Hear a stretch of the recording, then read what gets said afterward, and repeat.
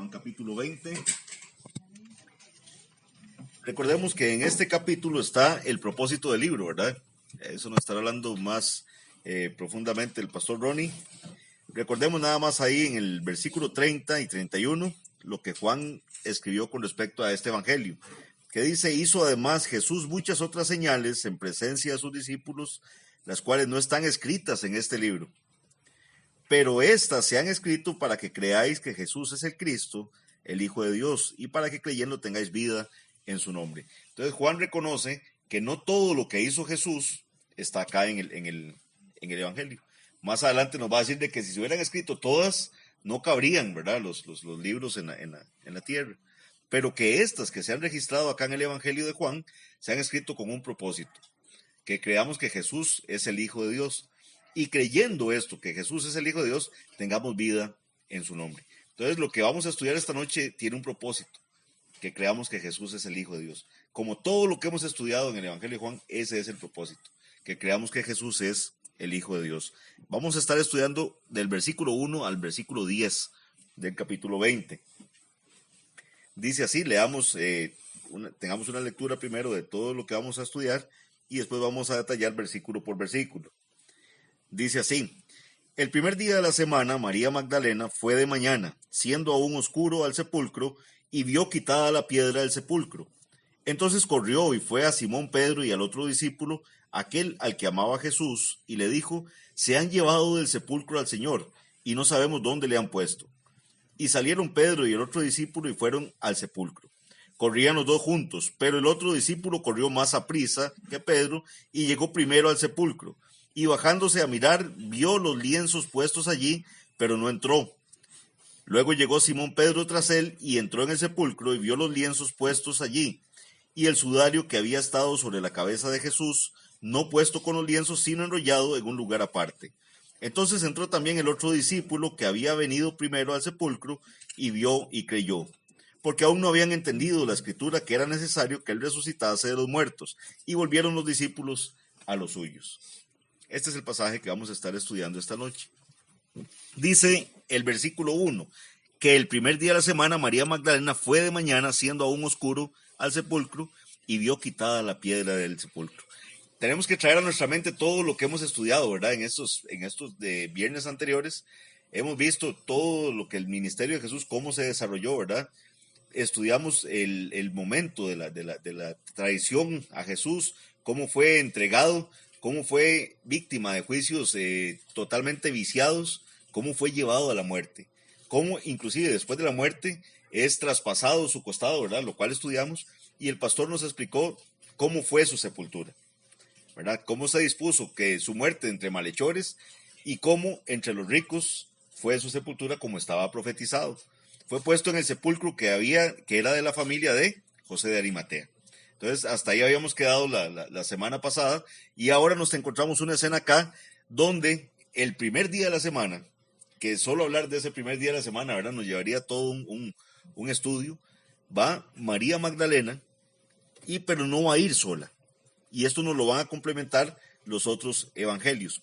Dice así, si lo quieren buscar, lo buscan, si no apuntan.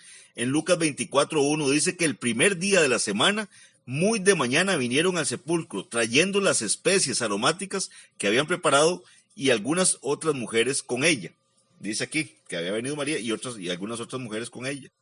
Y Marcos 16:1 nos dice que cuando pasó el día de reposo, que era el sábado, ya terminado el sábado, o sea, comenzado el día domingo, dice: María Magdalena, María la madre de Jacobo y Salomé compraron especias aromáticas para ir a ungirle. Entonces vea que los otros evangelios nos dan un panorama más, nos completan lo que estamos leyendo aquí en Juan. ¿A qué iba María Magdalena? Iba al sepulcro, pero habían comprado especies aromáticas con otras de las mujeres e iban a ungir el cuerpo del Señor. Esto es interesante porque ya recordamos también que el pastor nos había explicado que José de Arimatea y Nicodemo habían ungido el cuerpo del Señor. Entonces, sin embargo, puede ser que ellos no hayan visto este momento en que le ungieron a él, pero aún así querían volver a ungir el cuerpo del Señor. ¿Quiénes eran estas mujeres? Nada más veamos lo que nos dice Lucas en el capítulo 8. acerca de estas mujeres que siempre estaban ahí alrededor del Señor. Vea que en el momento de la muerte están ahí también con el Señor. Muchos huyeron y muchos vieron ese triste espectáculo de lejos, ¿verdad? Lo vieron de largo, pero ahí estaban las mujeres con el Señor en ese momento. Y dice Lucas 8, dice el 1, aconteció después que Jesús iba por todas las ciudades y aldeas predicando y anunciando el evangelio del reino de Dios. Ejemplo de nuestro Señor, ¿verdad? ¿Qué predicaba él? El evangelio del reino de Dios, y los 12 con él, y algunas mujeres que habían sido sanadas de espíritus malos y de enfermedades. María, que se llamaba Magdalena, de la que habían salido 7 demonios, Juana, mujer de Chuza, intendente de Herodes, y Susana, y otras muchas que le servían de sus bienes. Entonces vean que eran mujeres que habían conocido al Señor, habían creído en él, habían recibido bendición de parte del Señor, sanándolas de algunas dolencias e inclusive con liberaciones de algunos demonios, pero también dice que le servían con sus bienes al Señor. O sea, estaban convencidas del ministerio de Jesús y ahí andaban con él y le servían también con los bienes al Señor. Y las vemos aquí en el momento que ya saben que Jesús murió, aún así vienen a ungir su cuerpo. Quieren servirle aún estando muerto. O sea, esto es un ejemplo muy bonito, ¿verdad? Como, aunque Juan no nos lo dice, que habían varias, se infiere de la lectura del pasaje que estamos viendo. Porque vean lo que dice, leamos nuevamente el 1. Dice, el primer día de la semana, María Magdalena fue de mañana siendo aún oscuro al sepulcro y vio quitada la piedra. Veamos lo que es el 12. Entonces corrió y fue a Simón Pedro y al otro discípulo, aquel al que amaba Jesús, y les dijo, se han llevado del sepulcro al Señor, y no que, no sabemos. Entonces ese plural nos habla de las otras mujeres que estaban con ella, lo cual la idea no la completan los otros evangelios. ¿Okay? En cuanto a esto de quitada la piedra, como encuentra María el sepulcro que fue quitada la piedra, literalmente esto significa sacada de su surco. Estas piedras para ser movidas tenían un surco, ese sepulcro. Entonces la piedra estaba fuera del surco. Eso es como con no sé cuántos tienen aquí puertas corredizas, ¿verdad? De estas, sí, como cuando las saca usted de las guías, ¿verdad? Que tiene. Claro, no es algo así tan sofisticado, pero sí estaba sacada del surco que estaba hecho para que alguien pudiera mover esa piedra. Estaba fuera de ese surco. ¿Y qué fue lo que la sacó del surco? Esto nos lo completa también el Evangelio de Mateo. Mateo 28:2 dice, y hubo un gran terremoto porque un ángel del Señor descendiendo del cielo y llegando removió la piedra y se sentó sobre ella. Entonces ahí tenemos claro qué fue lo que sacó esa piedra que había tenido que ser movida por varios. Un ángel del Señor viene, desciende y la quita y se sentó sobre la piedra. ¿Por qué tenía que ser quitada la piedra? Esto es lo que ¿verdad? Se han preguntado muchos. No para que Jesús saliera, porque Jesús podía con su cuerpo glorificado traspasar esto. Eso nos queda claro cuando él aparece, ¿verdad? En el lugar donde están reunidos los discípulos. Pero esa piedra tenía que ser quitada para lo que viene, para testimonio de la gente que iba a entrar y ver que ahí ya no había ningún cuerpo, que Jesús ya había resucitado. Porque veamos que ahora vamos a ver más adelante cómo las mujeres entran al sepulcro. Dice el versículo 2, entonces corrió y fue a Simón Pedro y al otro discípulo. La reacción de María, donde llega y ve la escena de que la piedra está quitada, es salir en carrera. Salir en carrera, ir donde Pedro y donde Juan, que es el otro discípulo, el que se hace aquí, y dice que corrió, dice, y fue a donde Simón Pedro y al otro discípulo. Juan habla como en tercera persona, ¿verdad? Acerca de sí mismo. Aquel al que amaba a Jesús. Esta es la forma en que Juan también se refiere como el discípulo amado, ¿verdad? O al que amaba a Jesús. Y les dijo, se han llevado del sepulcro al Señor y no sabemos dónde le han puesto. ¿Qué pasa con María? ¿Qué es lo que ella cree que sucedió? Que se robaron el cuerpo del Señor. Entonces, la reacción de ella es, esta misma gente que hizo el daño de matarlo, de golpearlo antes de eso, de azotarlo, de crucificarlo, ahora se robaron el cuerpo del Señor y no sabemos dónde lo pusieron. Pero por la mente de ella no pasa la idea de que Él resucitó. Pese a que, como vemos más adelante, el Señor se los había dicho. Ya el Señor les había avisado que Él iba a resucitar al tercer día. Dice acá que la madre de Santiago, el menor, la madre de Santiago y Juan, Juana, y las otras mujeres sí entran al sepulcro. Las otras que van con ella, María sale en carrera, pero ellas sí entran al sepulcro. Eso lo vemos en Lucas 24:3. Dice, y entrando no hallaron el cuerpo del Señor Jesús. O sea, las mujeres sí entran, pero no encuentran el cuerpo del Señor Jesús. Mientras que María Magdalena sale corriendo para obtener ayuda ante esta situación tan terrible, estas mujeres sí entran. Ella estaba convencida de que los enemigos habían vuelto a actuar. Mataron al Señor y ahora aumentan su crimen con la violación del sepulcro. Ahora ya ni siquiera está el cuerpo de Jesús. Con angustia y llena de temor, María exclama, se han llevado del sepulcro al Señor y no sabemos dónde le han puesto. El sepulcro abierto era para María razón de alarma y de desconcierto. Pero vean algo interesante de este versículo. María, aún en este momento que ella piensa que se robaron el cuerpo, ella se sigue refiriendo a Jesús como ¿qué? Como el Señor. Vea que ella dice, se han llevado del sepulcro al Señor. Vea que ella se refiere a Él así. Entonces nos deja ver ese amor, esa convicción que tenía con respecto a su maestro, pero no tenía todavía un entendimiento claro respecto a lo que estaba aconteciendo. Dice el versículo 3 y 4. Y salieron Pedro y el otro discípulo. Vean que nuevamente Juan se refiere a sí mismo como el otro discípulo. Y salieron Pedro y el otro discípulo y fueron al sepulcro. Corrían los dos juntos. Entonces vean, viene María, les cuenta, ¿verdad?, lo que pasó. Salen en carrera. Van corriendo ahí los dos juntos hacia el sepulcro. Dice, pero el otro discípulo corrió más aprisa que Pedro y llegó primero al sepulcro. Entonces, sobre esto, ¿verdad? Como pasan en comentarios teológicos, ha habido un montón de especulaciones, ¿verdad?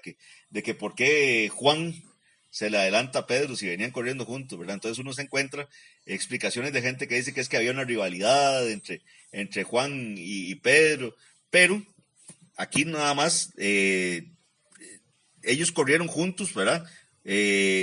Juan se adelanta a Pedro, pero una respuesta posible sería que Juan era más joven. Entonces uno cuando ya pasa de cierta edad tiende a correr más lento que las personas más jóvenes. Esa sería una posible explicación, pero es especulativa.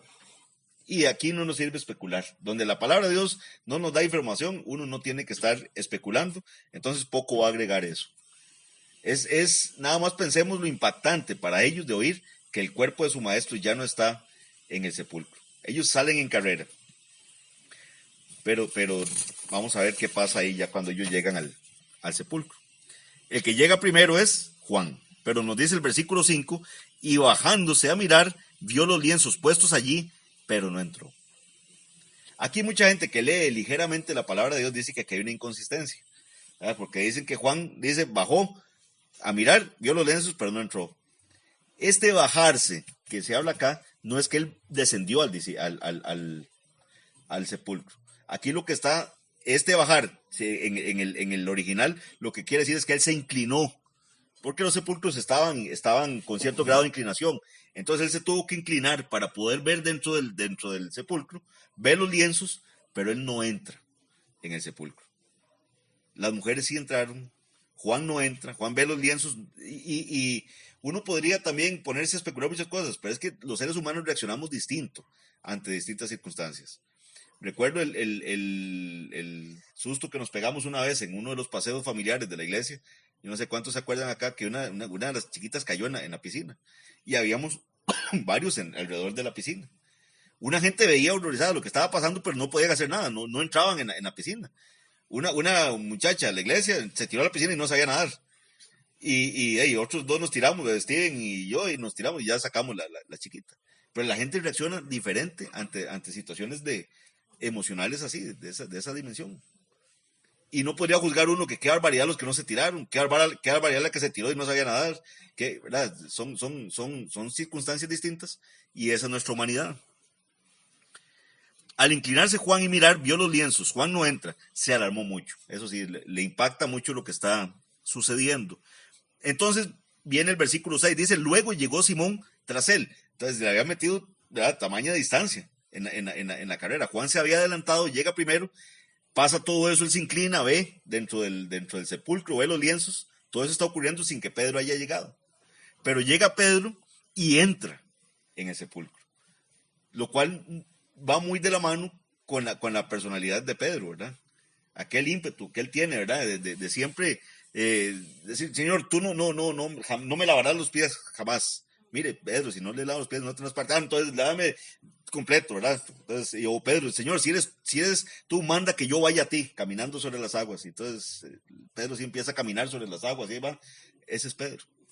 Y Pedro sí entra, ¿verdad? Entra al sepulcro, ve los lienzos puestos allí. Y esto es muy importante. Vean cómo están los lienzos. Dice que están puestos ahí. Todos los teólogos coinciden en que aquí no tenemos una escena de desorden. No es que encontró los lienzos ahí o estaban tirados por todas partes o no. Están los lienzos puestos allí.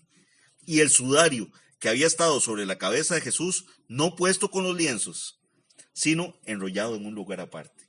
Ahí está acomodadito, en un lugar aparte. Entonces veamos esto.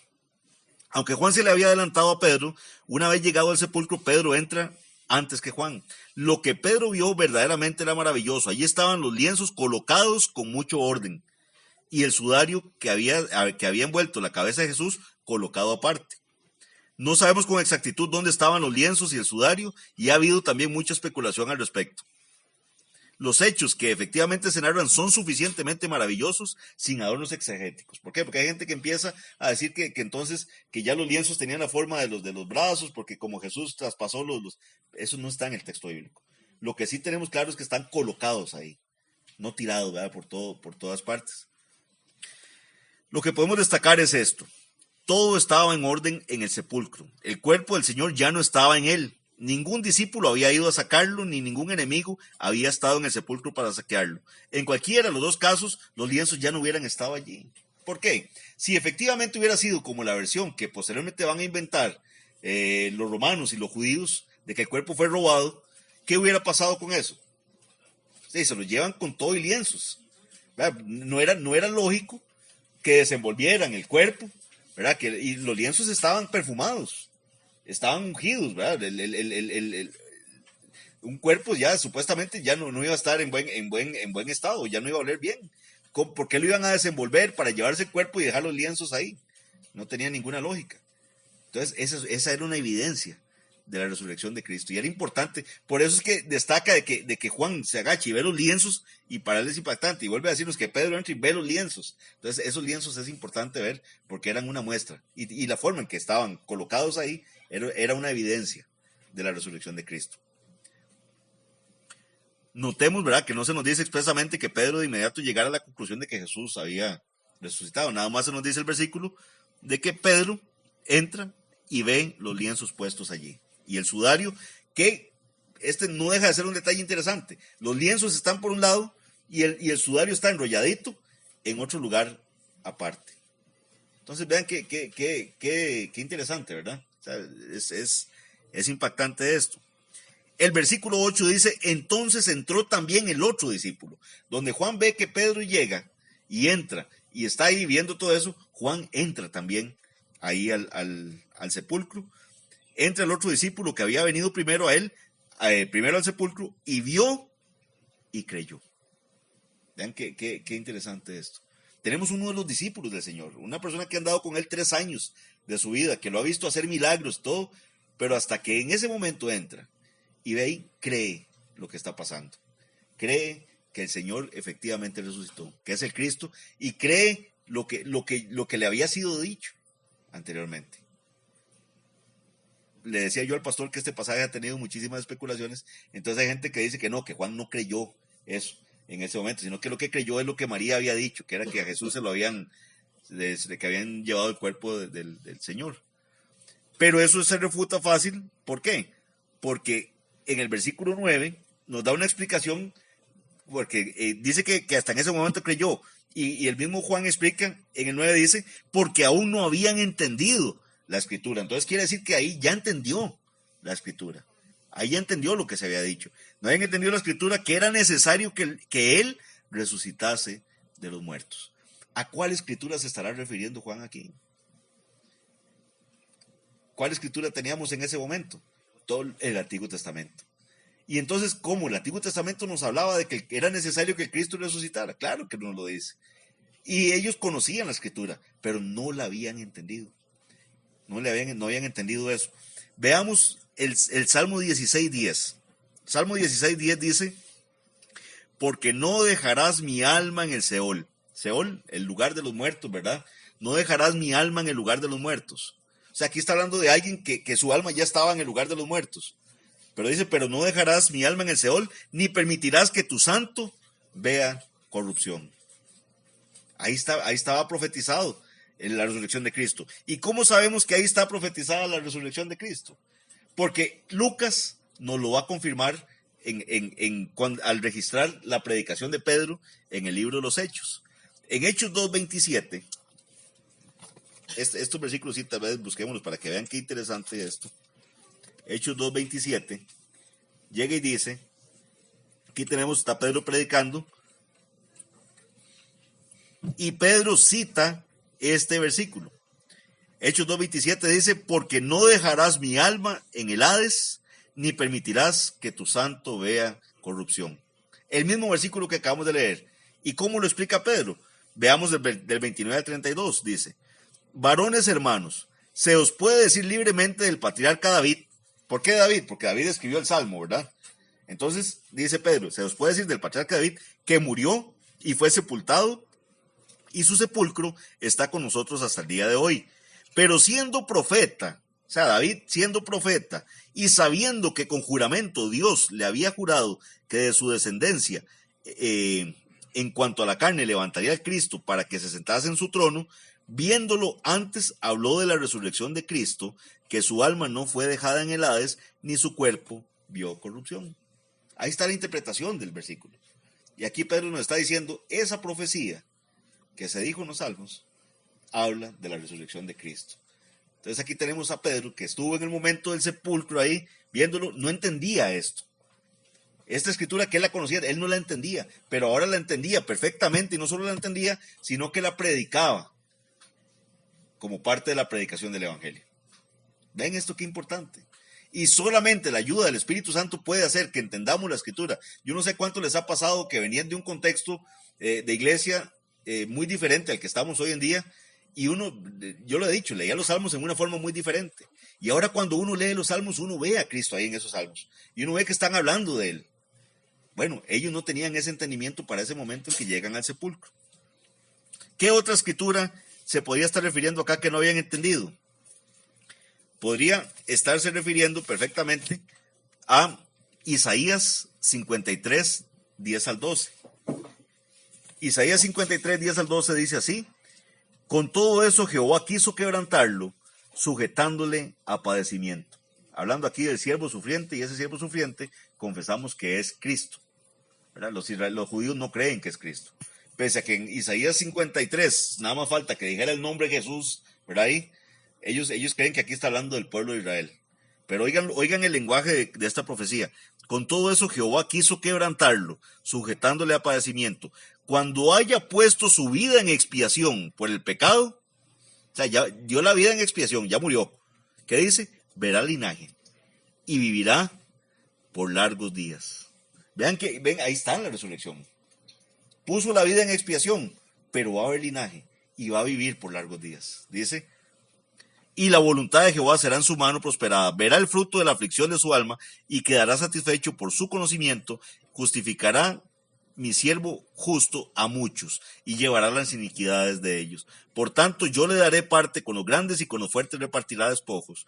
Por cuanto derramó su vida hasta la muerte, nuevamente nos dice la profecía, y fue contado con los pecadores, habiendo él llevado el pecado de muchos y orando por los transgresores.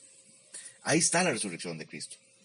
Ahí está la escritura, pero ellos no la habían entendido. No habían entendido que era necesario que el Cristo padeciese, que muriese y que después resucitara. También Oseas. ¿Qué dice Oseas? Nos dará vida después de 2 días. En el tercer día nos resucitará y viviremos delante de él. Ahí está la escritura, hablándonos, apuntando a Cristo, apuntando a Cristo. Pero ¿saben qué es lo triste de esto? Que mucha gente ha escuchado la palabra, no la cree, porque solamente el Espíritu Santo puede poner esa convicción, pero entienden lo que está diciendo ahí. Saben lo que está diciendo ahí.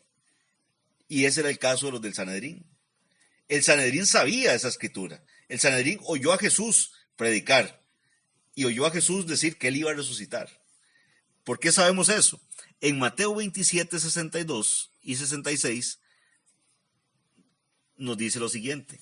Al día siguiente, dice que es después de la preparación, se reunieron los principales sacerdotes. Aquí ya Jesús, ¿verdad? En el sepulcro, está sepultado. Se reúnen con los principales sacerdotes y los fariseos, ante Pilato, y vienen y le dicen a Pilato, Señor, nos acordamos que aquel engañador, así se refieren a Jesús, que aquel engañador dijo, viviendo aún, después de 3 días resucitaré.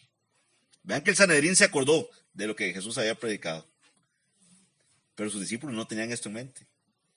Y si vemos después la historia, los que iban, camino de Maús, decían, ya hoy es 3er día, pero ni eso les recordaba, ¿verdad? Que él había dicho que ese 3er día era que iba a resucitar.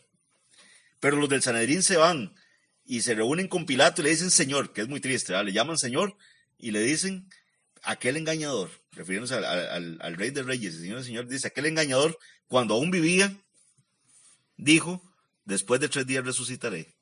Manda pues que se asegure el sepulcro hasta el 3er día, no sea que vengan sus discípulos de noche y lo hurten, y digan al pueblo, resucitó de entre los muertos.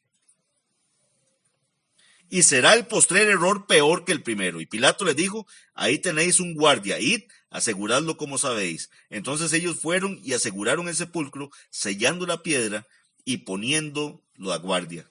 O sea, a diferencia del Sanedrín, los discípulos no guardaron en sus mentes lo dicho por Jesús. Qué ironía, ¿verdad? O sea, qué triste, que tenían más presente la prédica de Jesús, los del Sanedrín, que sus mismos seguidores. Lo cual nos llama, ¿verdad?, a reflexionar e interiorizar eso, ¿verdad? ¿Qué tan presente tengo yo la predicación de la palabra de Dios? ¿Qué tanto me estoy acordando de las exhortaciones que hemos estado escuchando en la iglesia? O sea, qué increíble que se puede estar a la par de Jesús mismo, escuchar una predicación de sus labios y no acordarse de lo que él dijo. Vea a lo que llega a nuestra mente. El Espíritu Santo iba a ser el que ayudaría a los creyentes a entender las palabras y las acciones de Jesús. Eso lo vemos en Juan, ya lo estudiamos en Juan 2, del 19 al 22, que dice, respondió Jesús y les dijo, destruid este templo y en 3 días lo levantaré. Él se lo dijo. Él se refería al templo de su cuerpo. Destruyan este cuerpo y en 3 días lo voy a levantar. Dijeron luego los judíos, en 46 años fue edificado este templo y tú en 3 días lo levantarás. Mas él hablaba del templo de su cuerpo. Y vean esto qué interesante porque el mismo Juan lo registra.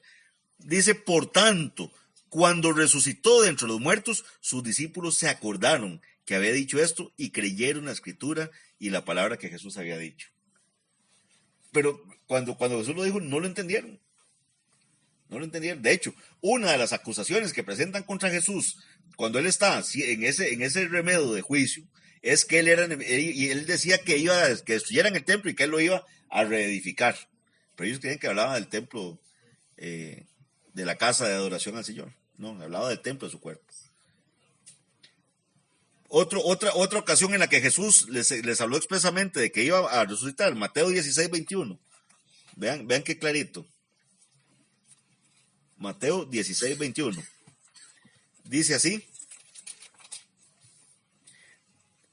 Desde entonces comenzó Jesús a declarar a sus discípulos que le era necesario ir a Jerusalén y padecer mucho de los ancianos, de los principales sacerdotes y de los escribas, y ser muerto y resucitar al 3er día.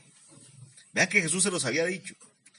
De hecho, vamos a tener una expresión de Pedro cuando él les empieza a anunciar que es necesario que él vaya a Jerusalén y que va a sufrir mucho y que lo van a matar inclusive. ¿Qué le dice Pedro? Señor, ten compasión de ti mismo. Ten compasión de ti mismo. No vayas a Jerusalén.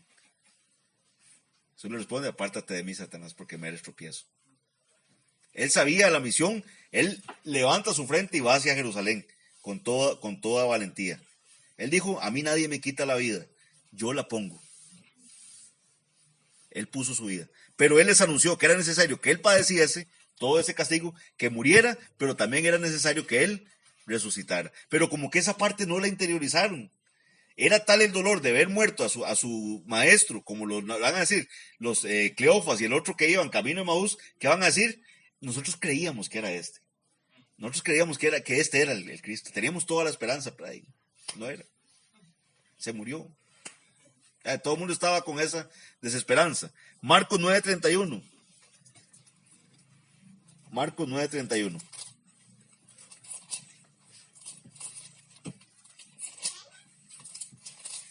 ¿Qué dice? Dice así. Porque enseñaba a sus discípulos y les decía, el Hijo del Hombre será entregado en manos de hombres y le matarán, pero después de muerto resucitará al tercer día. Pero ellos no entendían esta palabra y tenían miedo de preguntarle. Vean esto. Jesús se los declara. Dice, esto va a pasar, pero no entendían. Y entonces veamos la gracia tan infinita de nuestro Señor que podamos estar entendiendo esta palabra hoy en día. Porque mucha gente va a leer esto y es como si tuvieran un velo delante de ellos, no lo entienden. Estas cosas para ellos son locura. Porque todo esto se tiene que discernir espiritualmente. Dice, esto confirma lo que dice Juan 14:26, mas el Consolador, el Espíritu Santo, a quien el Padre enviará en mi nombre, Él os enseñará todas las cosas y os recordará todo lo que yo os he dicho. Es una obra del Espíritu Santo el estar recordando la palabra del Señor que constantemente tenemos que estar leyendo para poder vivir en esta vida, mientras el Señor va haciendo en nosotros ese proceso de santificación.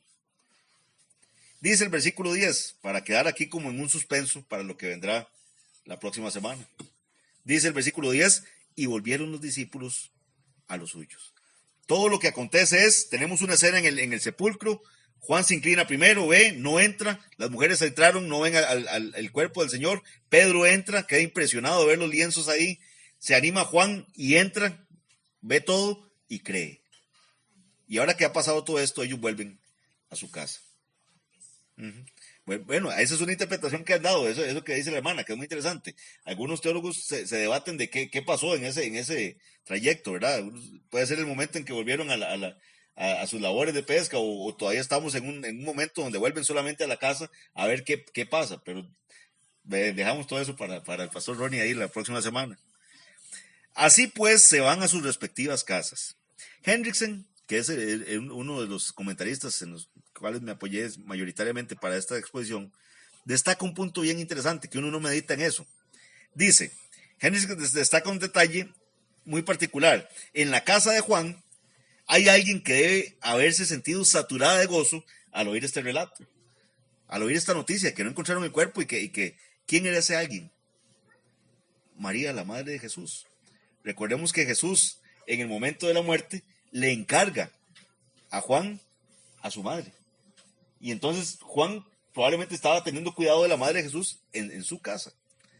Entonces este es un detalle bonito que nos deja ahí, ¿verdad? Como pensando, ya empieza a difundirse la noticia de la resurrección de Cristo. ¿Qué va a pasar? ¿Qué va a pasar cuando empiece a contársela a la demás gente? ¿Cómo van a recibir esta noticia de la resurrección de Cristo? Vengan el próximo estudio para ver cómo se va a desarrollar esta historia de la resurrección. Por ahora, si estamos creyendo por la bendición del Señor, por el Espíritu Santo, que este relato que hemos leído es cierto, gloria a Dios porque estamos creyendo la palabra del Señor. Y si no creemos que la resurrección de Cristo es cierta, no, somos los más dignos de lástima, dice Pablo. Si la resurrección de Cristo no es cierta, casi que comamos y bebamos porque mañana vamos a morir. La resurrección de Cristo nos da esperanza. Él tenía que resucitar, ¿por qué? Porque Él es el Cristo profetizado en el Antiguo Testamento, que tenía que padecer, pero su alma no iba a permanecer en el Seol, ni iba a haber corrupción. Y esto lo hemos leído para que creamos que Jesús es el Cristo, y creyendo tengamos vida en su nombre. Amén. Vamos a orar. Padre bendito, Señor, a ti sea la honra, a ti sea la gloria, Padre. Gracias porque leemos esto.